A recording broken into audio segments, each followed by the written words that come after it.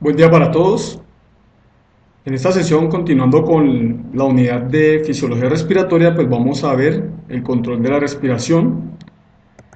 Entonces vamos a observar que básicamente para el mantenimiento de la homeostasis corporal, pues obviamente esto implica un mantenimiento de unas presiones parciales de dióxido de carbono y de CO2 lo más estable posible a nivel de la sangre, ya sea a nivel de sangre arterial en unos valores o sangre venosa en otros valores, y también del mantenimiento de un valor de pH a nivel sanguíneo, ¿sí? En este caso entonces hablamos del mantenimiento de unas concentraciones de protones, digamos de concentración de protones. Para realizar esta labor entonces toda la parte respiratoria está conformada por unos receptores. Vamos a observar que hay unos centros respiratorios, están los efectores que van a ser básicamente los músculos respiratorios que van a controlar una variable que va a ser la ventilación pulmonar. Entonces vamos a observar que en este caso el centro respiratorio, que es una parte muy importante de todo esto, pues tiene una actividad fundamental que es establecer el ritmo automático para la contracción de esos músculos respiratorios, y también está involucrado en ajustar ese ritmo respiratorio de acuerdo a las necesidades metabólicas cambiantes. Entonces, digamos que los receptores los vamos a observar, ya los vamos a describir más adelante, que censan unas variables. ¿Sí? Estos receptores entonces envían unas señales a los centros respiratorios, vamos a observarlo por acá, ¿cierto? Digamos los centros respiratorios que van a enviar una señal hacia los efectores que van a ser los músculos respiratorios que van a controlar la variable que entonces es la ventilación. Entonces vamos a observar que el centro respiratorio en general está ubicado en el tallo cerebral, ¿sí? Allí vamos a encontrar un CPG, que es un generador central de patrones, Central Generator Patterns, que pues digamos todavía no se tiene cuál es el sitio específico en donde se encuentra este generador central de patrones, ¿sí? Vamos a observar entonces aquí en esta gráfica de otra forma, ¿cierto? Digamos los sensores que están sensando las diferentes variables a nivel sanguíneo, y vamos a observar que se da una eferencia hacia los músculos respiratorios, controla los músculos respiratorios, y pues obviamente todo eso está, digamos, enmarcado en todo el proceso respiratorio desde el evento ventilatorio y de convección de la sangre hacia las células de los tejidos. Vamos a observar entonces acá que pues el control que se realiza es un control, digamos, realizado a los diferentes músculos, por ejemplo el diafragma, los músculos intercostales externos, en la inspiración, digamos, tranquila. En la expiración forzada, entonces vamos a tener músculos de laringe, faringe y, digamos, músculos esternocleidomastoideos, trapecio, las narinas, y músculos secundarios de la expiración cuando la expiración es forzada, los intercostales internos y músculos abdominales. Obviamente, como todos estos son músculos esqueléticos, entonces para su función ellos van a tener que estar inervados por diferentes nervios. En el caso del diafragma, el nervio frénico. Los músculos intercostales externos, pues vamos a tener los nervios intercostales, los músculos de laringe y faringe, entonces nervio vago y nervio glosofaringeo, de la lengua el hipogloso, de los músculos esternocleidomastoideos y trapecio, entonces el nervio accesorio, y las narinas, pues, del nervio facial, los músculos intercostales internos, entonces los nervios intercostales, y los músculos abdominales vamos a tener los nervios raquídeos, ¿sí? Obviamente cada uno con una localización específica en el sistema nervioso central. Entonces esos centros de control respiratorio, lo que se ha observado es que, como mencioné anteriormente, están en tallo cerebral. ¿Y cómo se descubrió esto? Entonces se describió que mucho tiempo atrás, digamos, cuando se tenían todavía esa lucha de gladiadores, cuando los gladiadores recibían un corte a nivel, digamos, un seccionamiento en el cuello entre el puente y la médula oblonga, entonces, digamos, la persona quedaba parapléjica, pero quedaba respirando, quedaba viva, ¿sí? Esto era porque, bueno, digamos, se observó eso, ¿sí? Y también se observó que cuando el corte se producía entre la médula oblonga y la médula espinal, ¿cierto? Entonces la persona moría. Entonces se supuso que los centros respiratorios se encontraban principalmente en la médula oblonga, y lo que sucede acá es que cuando el seccionamiento se produce entre el puente de Barolio y la médula oblonga, entonces no hay daño de estas, básicamente, eferencias hacia, digamos, los músculos implicados en la ventilación. ¿Listo? Entonces la persona podía quedar parapléjica, pero quedaba respirando de forma autónoma. Pero cuando se producía el seccionamiento a nivel entre la médula oblonga y la médula espinal, entonces había había un daño de esas eferencias al músculo, los músculos no quedaban sin su estimulación adecuada y la persona moría. Entonces, cuando se produce el seccionamiento a este nivel, se observa la actividad, del par craneal 12, se observa intacta, y la actividad del nervio frénico también se ve intacta, ¿sí? Cuando se da el corte a este nivel. Cuando el corte se produce a este nivel, entonces la actividad del par craneal 12 se ve intacta, pero la del nervio frénico cesa, debido, a la destrucción de esas eferencias nerviosas. Entonces los centros respiratorios se han descrito básicamente 4 centros. Vamos a tener un centro o un área inspiratoria en ese centro respiratorio, un área expiratoria. Obviamente, como su nombre lo indica, el área inspiratoria está relacionada con la producción del patrón normal de inspiración y expiración. Entonces, básicamente la expiración se da por inactividad de esta área, ¿sí? Vamos a observar el área expiratoria. Entonces, generalmente el área expiratoria se activa cuando se requiere un esfuerzo expiratorio o una expiración forzada. Entonces se activa cuando se requiere una respiración forzada, por ejemplo, durante el ejercicio, y está inactiva durante respiración en reposo. También vamos a tener lo que se conoce como un área neumotáxica, que lo que hace es inhibir el área inspiratoria, ¿listo? Evitando que los pulmones se llenen totalmente de aire, ¿sí? Digamos en la respiración en reposo. Vamos a tener el área amniótica, que básicamente activa el área inspiratoria cuando se requiere una inhalación prolongada, una inhalación profunda. Entonces esos centros, aquí tenemos el tallo cerebral, el área neumotáxica, el área amniótica, el área inspiratoria y el área expiratoria. Entonces todo esto conforma, digamos, el centro respiratorio. Entonces, ¿cómo funcionan esos centros respiratorios? Entonces, cuando tenemos una respiración normal, cuando hablamos de una respiración normal, ¿sí? Una respiración en reposo, entonces el área inspiratoria se activa aproximadamente durante 2 segundos. Durante esos 2 segundos, entonces se estimula, los músculos relacionados con la respiración tranquila, el diafragma y los intercostales externos, y se produce entonces una inhalación tranquila, ¿sí? Una inhalación en reposo. Cuando ella se inactiva, entonces, que dura básicamente 3 segundos, esos músculos que previamente estaban activos se relajan, ¿listo? Entonces los pulmones se contraen por el retroceso elástico y se da la exhalación en reposo. ¿Qué sucede cuando estamos en ejercicio? ¿Sí? En ejercicio, entonces, además del área inspiratoria, va también a estar jugando, participando el área expiratoria. ¿Listo?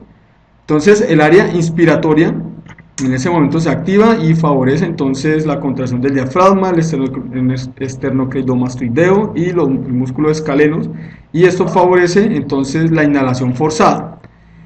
Pero como estamos en ejercicio, el área inspiratoria favorece la activación del área expiratoria, cuyo efecto va a ser la activación, ¿sí? Digamos, la estimulación de los músculos intercostales internos y los músculos abdominales para permitir la inhalación, la exhalación forzada, en este caso. Entonces, durante la respiración forzada, el área inspiratoria activa el área expiratoria.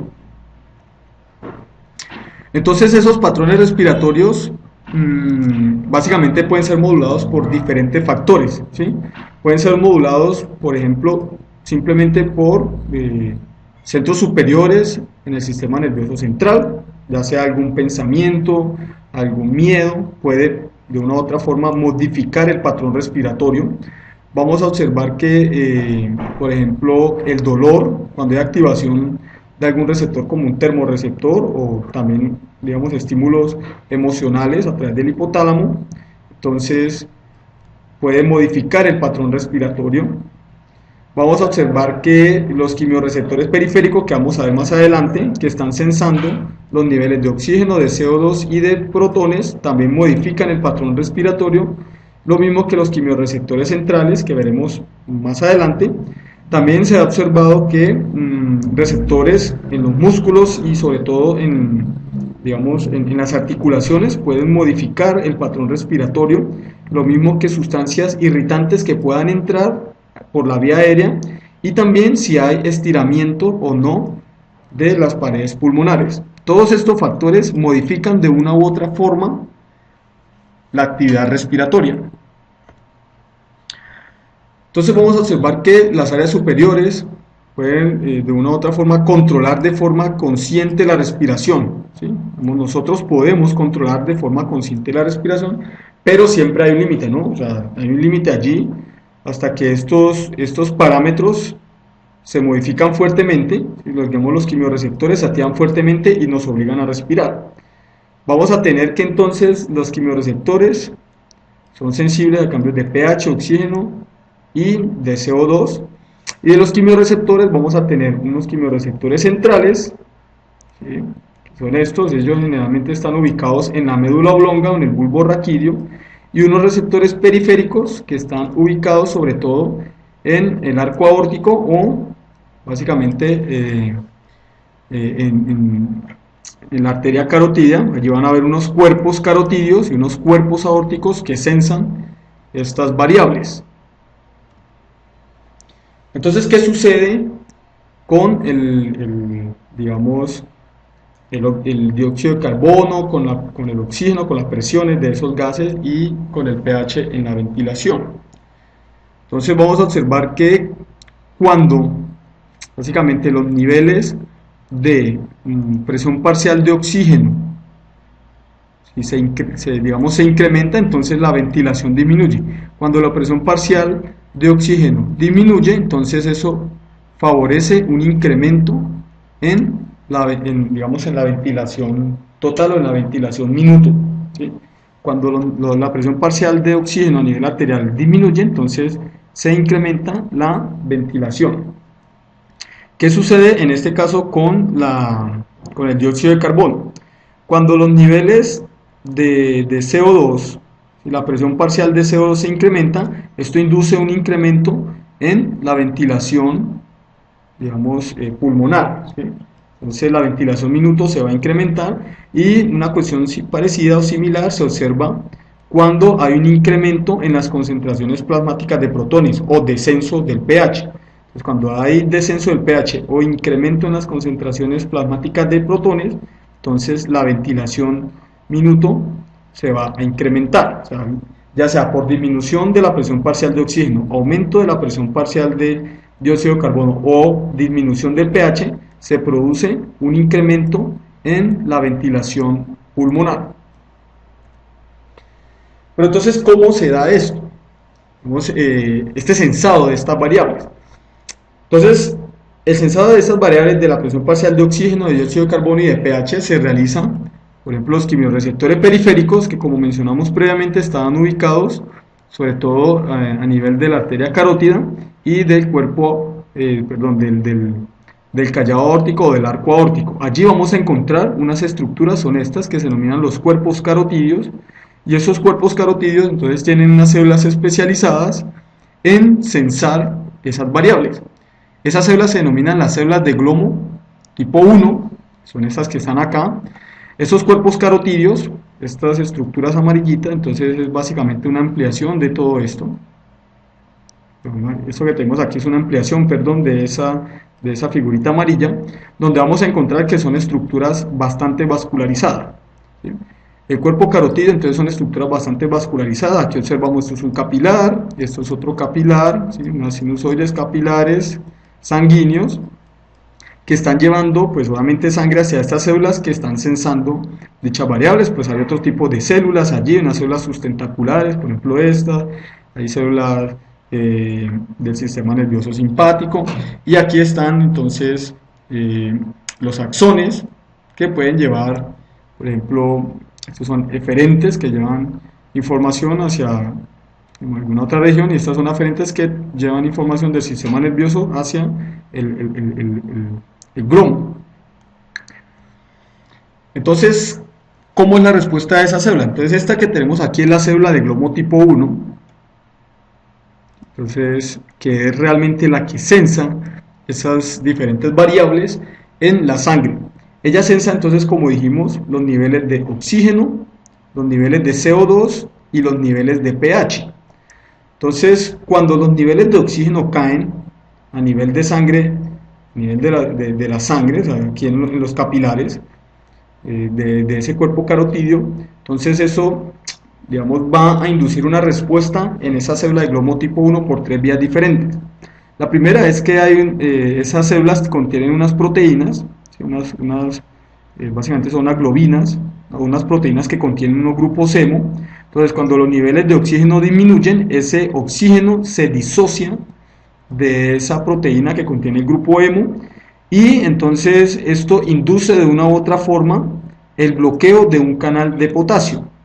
Si el canal de potasio se bloquea, entonces pues el potasio no va a poder salir y se comienza a acumular carga positiva al interior de la célula. Al acumularse carga positiva debido a ese potasio, entonces despolariza la célula, y esto favorece la apertura de un canal de calcio dependiente de voltaje, permite la entrada de calcio, y el calcio entonces favorece la fusión de unas vesículas cargadas con neurotransmisor, ¿listo?, que va a estimular entonces, digamos, un axón, ¿sí? Un axón que va a enviar la información hacia el sistema nervioso central, ¿listo? Entonces de esa forma se puede sensar de que hay, digamos, una disminución en los niveles de oxígeno.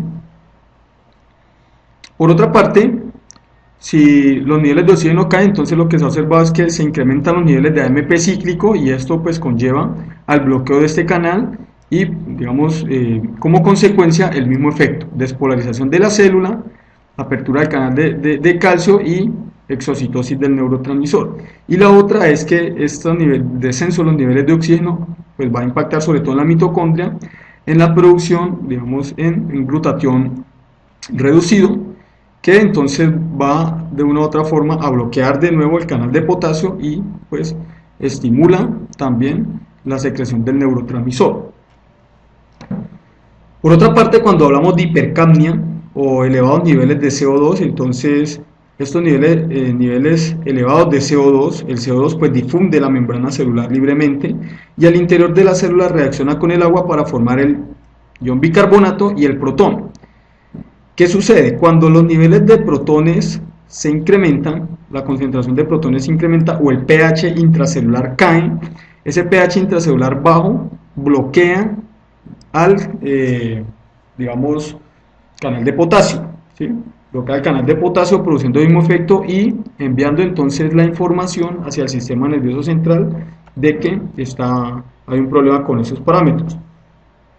Y cuestión similar sucede con el pH. Entonces, cuando los niveles de pH son muy bajos, quiere decir que la concentración de protones es muy alta, entonces el protón tiende a entrar a la célula, ¿sí?, incrementando esta concentración intracelular de protones, pero también esos niveles de pH elevados a nivel extracelular va a evitar de que los protones sean exportados fuera de la célula. Y digamos, esto de una u otra forma se ve bloqueado, el protón queda dentro, entra más protones, la concentración intracelular de protones incrementa, el pH disminuye y bloquea el canal. Y esto pues estimula de una u otra forma la exocitosis del neurotransmisor y la estimulación de esta eferente del nervio glosofaríngeo. Entonces esas son las tres vías por las cuales se estimula la célula de glomo tipo 1 para producir, o más bien sensar, esos, digamos, los diferentes niveles de oxígeno, CO2 y de pH en la sangre. Además de esto vamos a tener unos quimiorreceptores centrales, ¿sí? Entonces los quimiorreceptores centrales generalmente se ubican en la médula oblonga, que observamos en la médula, y ellas están sensando principalmente lo que sucede a nivel del fluido cefalorraquídeo, el fluido cerebroespinal. Pero aquí hay una diferencia con respecto a los quimiorreceptores periféricos que están ubicados en los cuerpos, digamos, en el callado aórtico o en la arteria carótida, en los cuerpos carotídeos. Los quimiorreceptores centrales solamente sensan los niveles de CO2 y los niveles de pH. ¿Sí? Ellos no van a sensar niveles de oxígeno, principalmente esos dos son los que van a sensar, sobre todo lo que pasa con el CO2.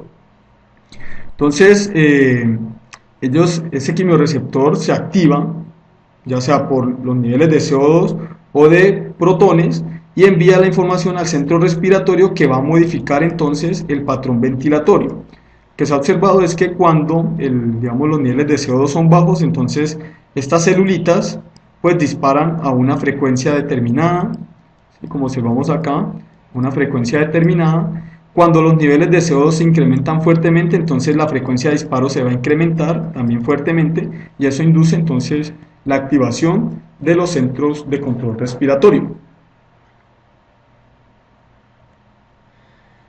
Entonces, la respiración, o más bien, digamos, la ventilación pulmonar, va a ser un evento que es multifactorial, ¿sí? Va a implicar, como mencionamos al inicio, unos receptores, ¿cierto? Vamos a observar aquí unos quimiorreceptores periféricos, ¿sí? Vamos a observar que hay unos quimiorreceptores centrales, donde los quimiorreceptores periféricos pueden sensar los niveles de CO2, de oxígeno y de pH. Los quimiorreceptores centrales principalmente sensan los niveles de CO2, pero como el CO2 forma el ácido carbónico, también pueden sensar de una u otra forma el pH. Vamos a observar que entonces esa información de esos quimiorreceptores son enviados a unos centros sensoriales, aquí vamos a tener una integración sensorial, y al generador central de patrones, ¿listo?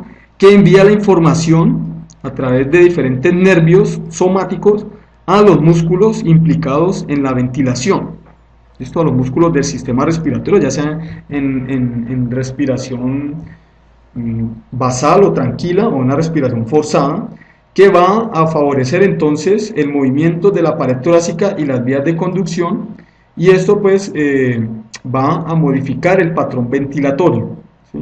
Esto va a modificar el patrón ventilatorio y de una u otra forma modificando las diferentes variables que pudieron activar digamos, la respuesta para la modificación del patrón ventilatorio.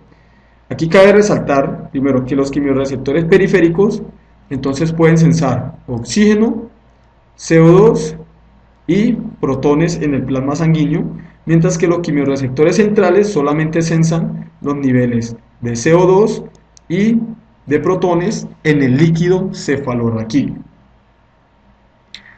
Entonces, con esto terminamos esta sesión, que era pues relativamente corta. Espero les sirva para su estudio. Muchas gracias.